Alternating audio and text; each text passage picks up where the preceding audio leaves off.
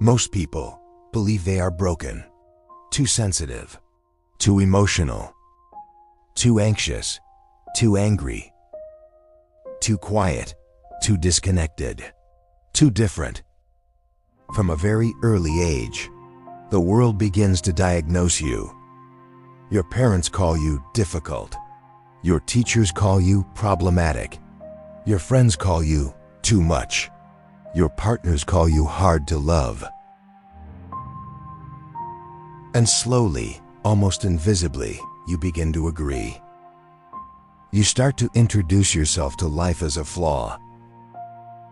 You don't say it out loud, but you feel it. You feel like something is wrong with you, and every failure seems to confirm it. Every rejection seems to prove it. Every heartbreak feels like evidence. But what if none of that is true? What if you were never broken at all? What if what you call broken is actually the scar pattern of survival? What if your anxiety isn't a malfunction, but intelligence that learned to scan for danger? What if your emotional depth isn't weakness, but sensitivity that learned to feel too much too early? What if your anger isn't dysfunction, but protection that learned to stand guard long before you understood boundaries? What if your numbness isn't failure, but the last shield your nervous system built to keep you alive? You were not born broken. No child is born broken. You were shaped, and shaping leaves marks. Programming is not a machine. It is repetition. You don't become who you are through single traumatic events. You become who you are through thousands of small reinforcements. What you are praised for, what you are punished for, what is ignored, what is rewarded, what is laughed at, what is shamed. A child does not ask, "Is this true?" A child asks, "What keeps me safe?" So when love is conditional, you learn to perform.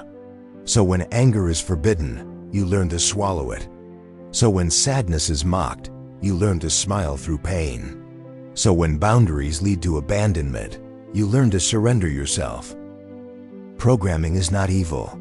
Programming is survival intelligence. It is the nervous system learning the rules of the environment. It is the soul learning what parts of itself are welcomed and which parts are dangerous to express. This is why two children can grow up in the same house and become completely different people. Each one learned different survival rules. Each one learned a different version of how to be safe. And those rules became their identity. The soul goes to sleep when it becomes unsafe to be itself. Not unsafe in words, not unsafe in logic. Unsafe in feeling. Unsafe to cry.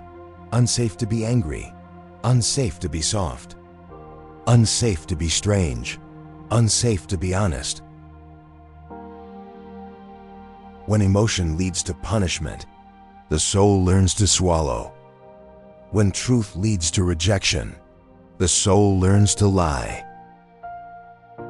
But layer by layer, first you hide your voice, then your tears, then your anger.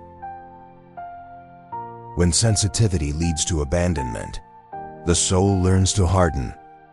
And none of this happens dramatically. It happens quietly, in bedrooms, in classrooms, at dinner tables, in the spaces where love was supposed to live. A child does not think in theories. A child thinks in survival. So the soul does what it must to survive. It hides. Not once, not suddenly. Then your needs, then your truth, then yourself. Until one day you wake up as an adult, and you don't remember when you stopped being real. You only know that something went missing. You call it emptiness, anxiety, depression, restlessness, disconnection, burnout. But those are not the problem. They are the echo of a soul that learned it was safer to disappear than to be seen. The soul does not go to sleep because it is weak. It goes to sleep because it is wise. It understands something the mind does not yet realize, that in certain environments, authenticity is dangerous. So it adapts. It builds a personality, a version of you that is more acceptable, more agreeable, more useful, less emotional, less sensitive, less alive. And this version works. It gets you through school, through family, through work, through relationships, through survival. This is why you function. This is why you succeed. This is why people think you are doing fine. But deep inside, something is still waiting. Waiting to be safe, waiting to be chosen, waiting to be called back. This hiding, this adaptation, this construction of a false self, that is what you now call your personality. Not because it is fake, but because it was built for protection, not for truth. And one day, something begins to crack. Not all at once. A feeling, a memory, a moment. A question you can no longer silence. Why do I feel so far from myself?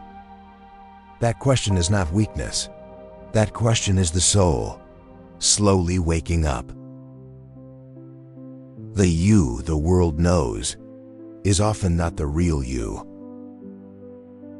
It is the adjusted you, the agreeable you, the useful you, the quiet you, the strong one, the one who handles everything. This version of you works. It survives. It pays the bills, shows up to work, smiles at the right time, provides, performs.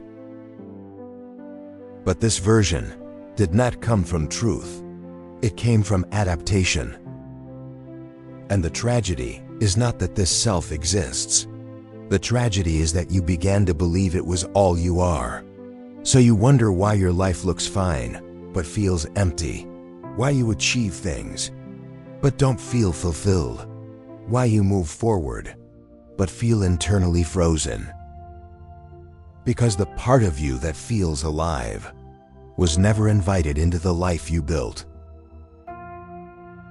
When you begin to awaken, your nervous system panics. Not because healing is dangerous, but because conditioning is familiar. The false self believes, I kept you alive. So when the real self tries to return, the survival system does not interpret that as freedom. It interprets it as death. This is why awakening feels terrifying at first. This is why people sabotage healing. This is why they retreat back into old patterns. Not because they are weak, because their nervous system is loyal to survival, even if survival is miserable. Awakening is not becoming someone new. It is remembering who you were before you learned to disappear. And remembering hurts, because it brings grief. Grief for the child you were. Grief for the life that could have been. Grief for the love you didn't receive. Grief for the voice you swallowed. This grief is sacred. It is the soul returning to truth. And when you realize, I was never broken. I was programmed into survival. Shame dissolves. And for the first time, you meet yourself without judgment. That is awakening, not fireworks, not hype. Truth. And once truth enters, your spirit does not go back to sleep.